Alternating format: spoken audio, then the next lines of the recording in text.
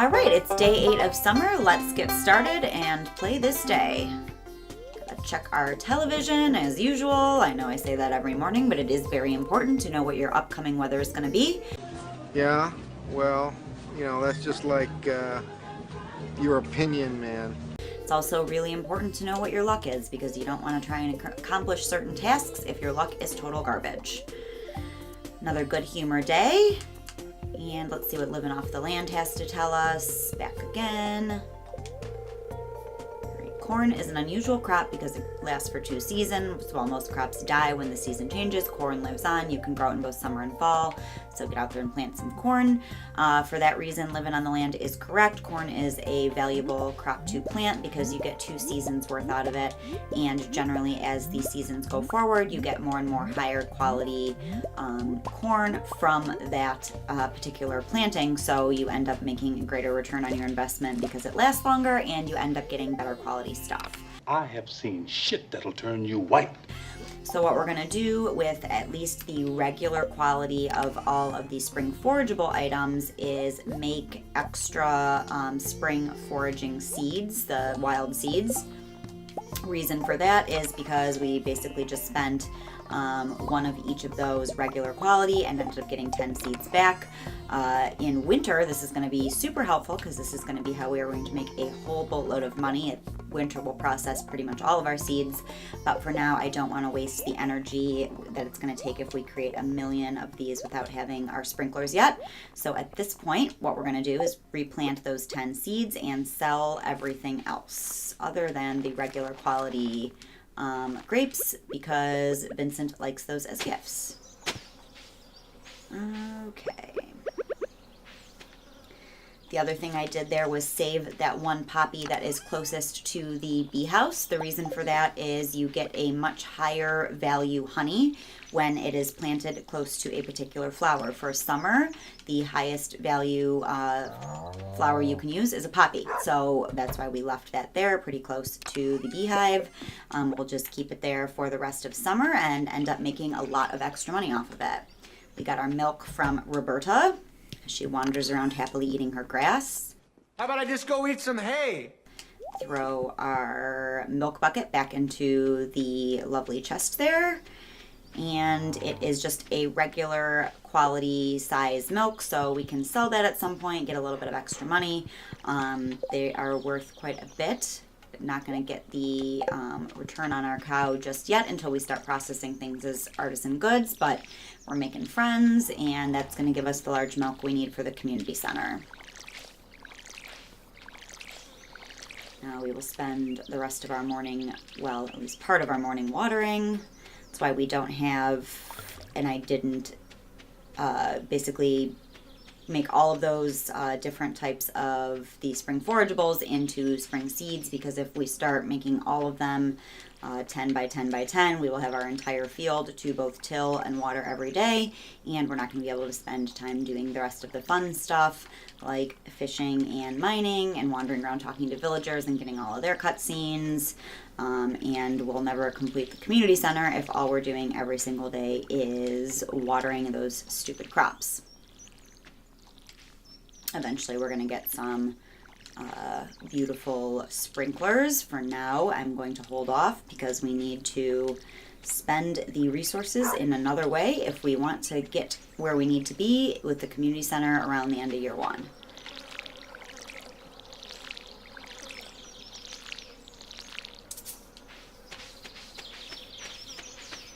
Water.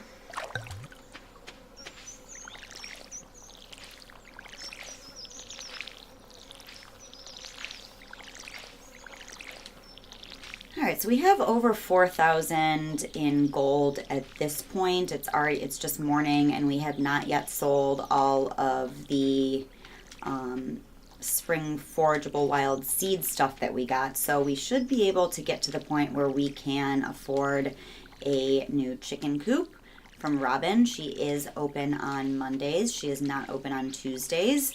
I know we have all of the wood and stone that we need. We need 150 stone and I think 300 wood. So maybe at some point today we can wander up to Robin and get that chicken coop going. The chickens themselves are not particularly expensive, so we can spend the next couple days saving up. All right, so a train is passing through Stardew Valley. What that means is if you go up to where the train station is, sort of north of Robin's house next to Linus's tent, at that point you will see a train going by, and sometimes the train drops stuff. You clumsy poop! Usually it's not super valuable things. It's oftentimes rocks and wood and sometimes a gem or two here and there. But early in the game, if you're kind of around where that is when you see the notice pop off, it's definitely worth it to go up there and see if you can get some stuff falling off the train. At this point, by the time we made it up there, the train is probably going to be gone, so it is not really worth our time wandering up there. But if for whatever reason you see that little notice, make sure you stop by, because sometimes you can get some pretty decent stuff. You get nothing! You lose!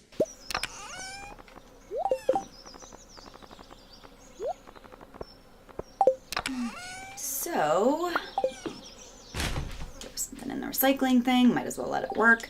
And we're also going to grab the things that we need for our coop, because I'd like to get our coop built today. So we have 193 stone, 370 wood, that's plenty of stuff.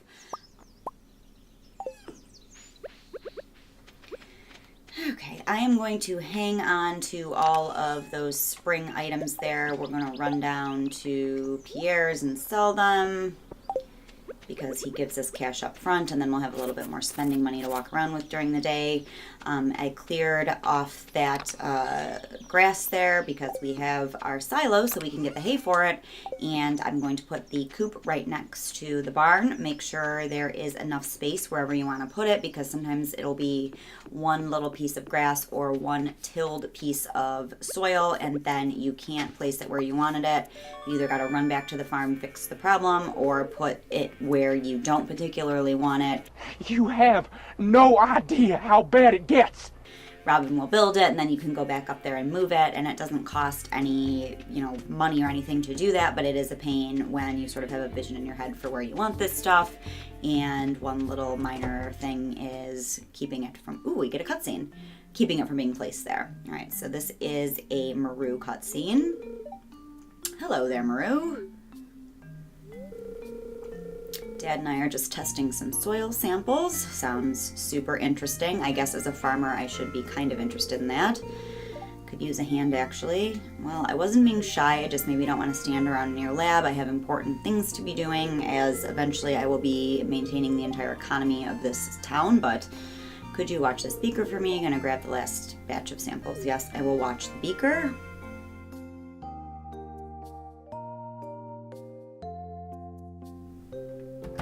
So the reason we got this cutscene is because Maru is building up hearts with us. Demetrius is thanking me for helping out, but he is also a very overprotective father. She's a good kid, special little girl. Find that a little creepy way to describe your child or your grown-ass woman daughter, but that's okay. I wouldn't want anything getting in the way of her bright future, know what I mean? So basically he's telling me don't get too close to Maru because she is smart and I want her to do better things than get married to some weird farmer girl here in Pelican Town.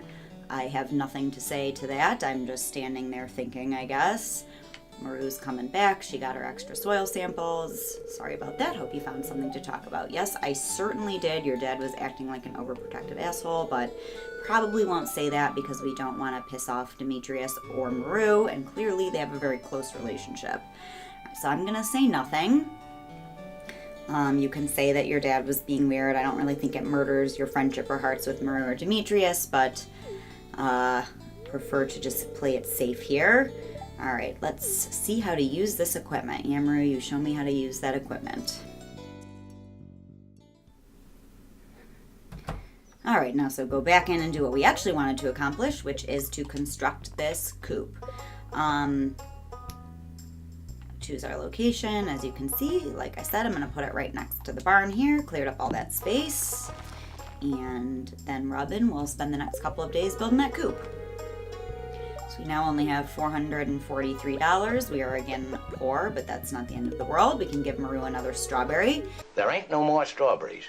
The reason our hearts are going up quickly with her and we are getting that cutscene earlier than some of the other characters is because we are giving her endless strawberries, and that is her absolute favorite gift. Can't get into Sebastian's room yet, so I'm not going to be able to give him the quartz that he likes, but Robin also likes strawberries, so she can have one of those, and she's telling me about how she really loves wood. Yeah, in your bra. It's good to know, Robin. And at this point, like I said, I'd like to do some fishing, so we can wander around, do a little bit of that, maybe find some forageables. If there's people around who have gifts that we like, we can give them anything that they may enjoy. Nothing on Pierre's bulletin board there. But I'm gonna stop in and, let's see, sell all this stuff that I got this morning. The milk, that red poppy there, and all of these higher quality spring foraging wild seed items. We're gonna want to eventually get about 10 grand for the purposes of getting the apple and pomegranate tree. That will allow us to complete the, I think, artisan goods bundle in the pantry of the community center, as well as the 3 apples are needed for the fodder bundle in the community center. So those are the reasons I'm picking those 2. The pomegranate is also in the enchanter's bundle, so that's why I'm picking that rather than some other fall bearing fruits. Right, this clam, nice gold quality, decent resale value. And let's do some fishing.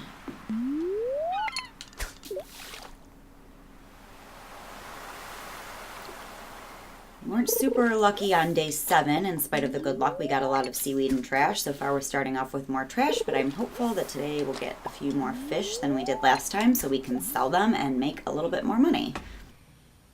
Yeah. I think I want my money back. Since we just emptied our coffers, so to speak, building that coop, I'd like to be able to have some spare change laying around.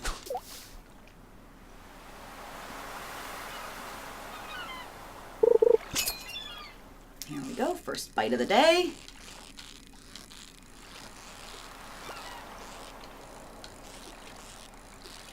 Oh, come on, fish.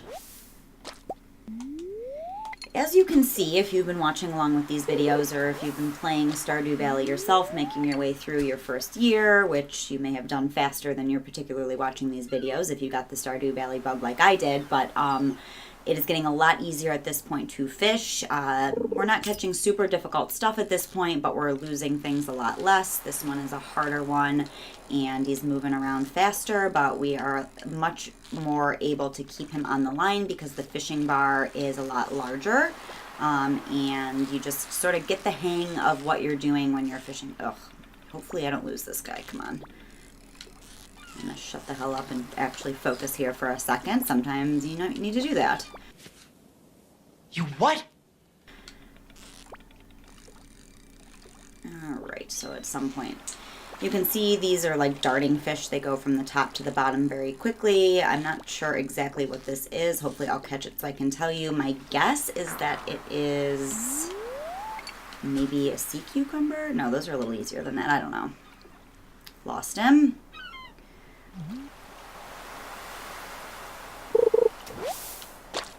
I always love how the animation shows clouds and stuff going overhead. When you check the weather, it said it was going to be clear and clear, sunny, partially cloudy. So it always matches what you get on the TV, and you can see over the water there the little cloud floating by next to the dock. I just think that's cool. Oh, good for you! All right, let's sell these couple fish to Willie, and then maybe do a little bit more fishing. He closes the shop at 5, so you can get rid of this clam and the red mullet.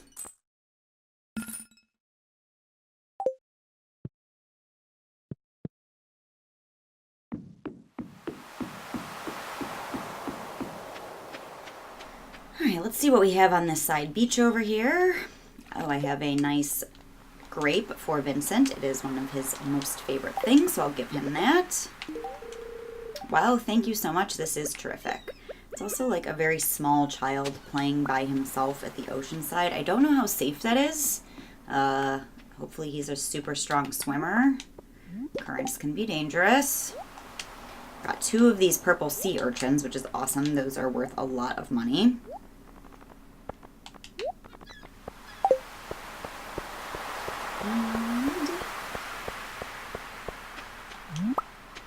Picked up 2 coral there, which is awesome. It's the good luck of the day shining through. Well, Lottie frickin' da!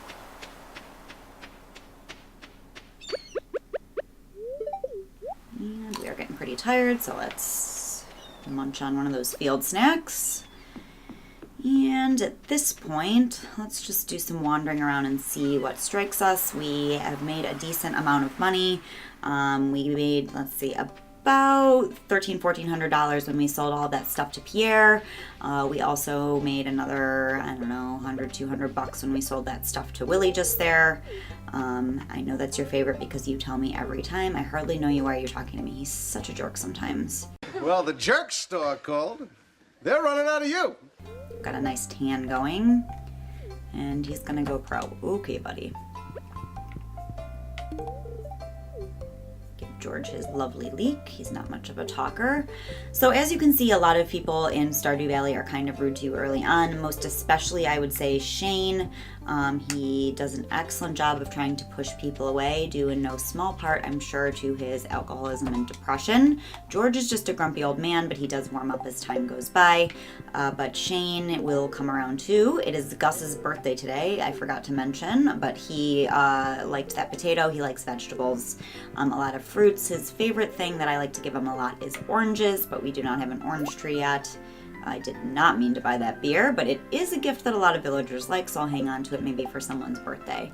Pam loves it, Shane loves it, pretty much anyone who hangs out regularly in the bar finds it either a favorite or a well-liked gift.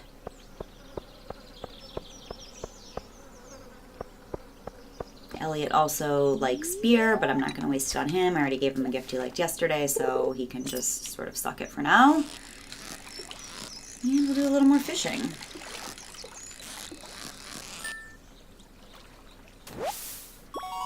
Nice bream, regular quality.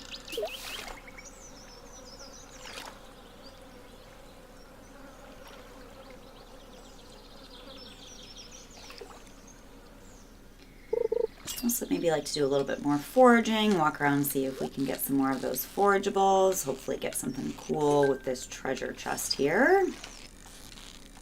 Assuming we don't go ahead and lose that fish, which it looks like we're going to be able to reel him in. I don't think there's anything crazy difficult in the summer in the river. Ooh, 2 rubies and the chewing stick. So we got an artifact and 2 of those gems. The gems are worth quite a decent amount of money, but I'm probably just going to hang on to them for gifts. Both Clint and Emily really, really like pretty much all gems as a loved gift, so hang on to those for their birthdays or when we just want to build up our hearts with either Emily or Clint. Clint is not someone that you can marry or have a relationship with, but Emily most certainly is. In fact, she's been probably my favorite character to marry overall. I just find her quirky and weird and fun, although I do also have a soft spot in my heart for Harvey and Shane, and there's pros really to all of the characters once you marry them. They do the same exact thing, but it's basically, do you like their dialogue and the stuff that they say? So Emily's one of my favorites. Also, they give you a variety of different gifts, but... Alright, see if there's anything worth foraging. Just do a quick lap down here over by the Hat Mouse, where we see the spring onions in the spring. There's nothing special that grows down here in the summer, fall, or other seasons, but at least once every week or two I like to do a full lap down there, just see if there's some forageables hanging around. They reset, I think, on Sundays or Mondays, and so you'll find a few new things hanging around if you take the time to look. I like that the Hat Mouse keeps his shop open late at night, but we're not going to be spending our money on hats just yet.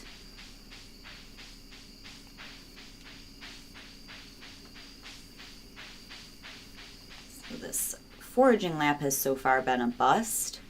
It's also a little bit difficult to do at night because things are so dark, but at least we have our little glow ring there, so we should be able to see anything if it's at least in grabbing distance of us.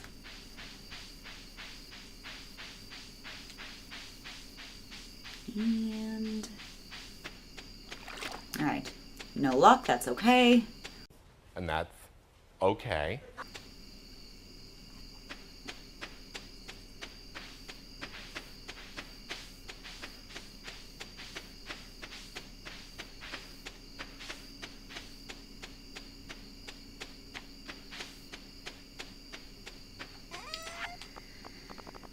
Alright, so we can sell all of these things, including, I'm going to check and see if I have a pike laying around just in case. I want to save pretty much one of all the fish at this point in case people ask for them on the bulletin board.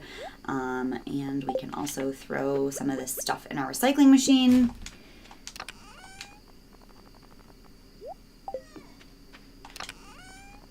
We already have a pike, so we can sell this guy.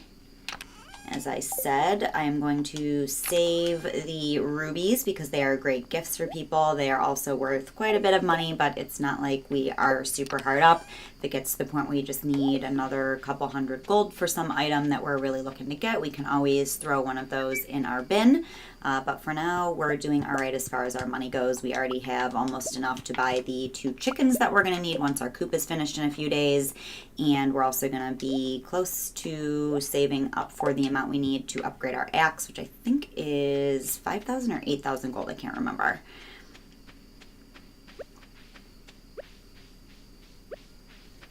All right, so we checked our mushrooms. We got a chanterelle and a red mushroom. Those are both worth quite a bit of money. And in the meantime, let's clear out some of this stuff down here, get a little bit of extra wood and all that.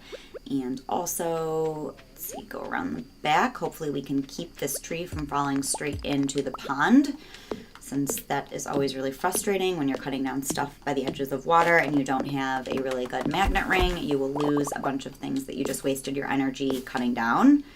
Getting very close to exhaustion, so just get that tree. That's the worst on the river farm. So if you're playing this on the river farm, I'm sure by now you figured out, just watch out when you're cutting stuff down by the edge of the water. Just save those mixed seeds. Actually, let's just plant them. Why not? We have plenty of time for whatever they're going to be to go ahead and grow before we get to the end of the month. Nothing takes another 20 days. So the only thing that takes pretty much like 13 days, I think, in the summer is that starfruit, which we already have growing, and the chances of getting a starfruit from mixed seeds are basically 0. All right, so getting in under the wire around midnight, go to bed. We'll have plenty of energy for whatever the day brings us tomorrow on day 9. Got almost $1,000 from foraging.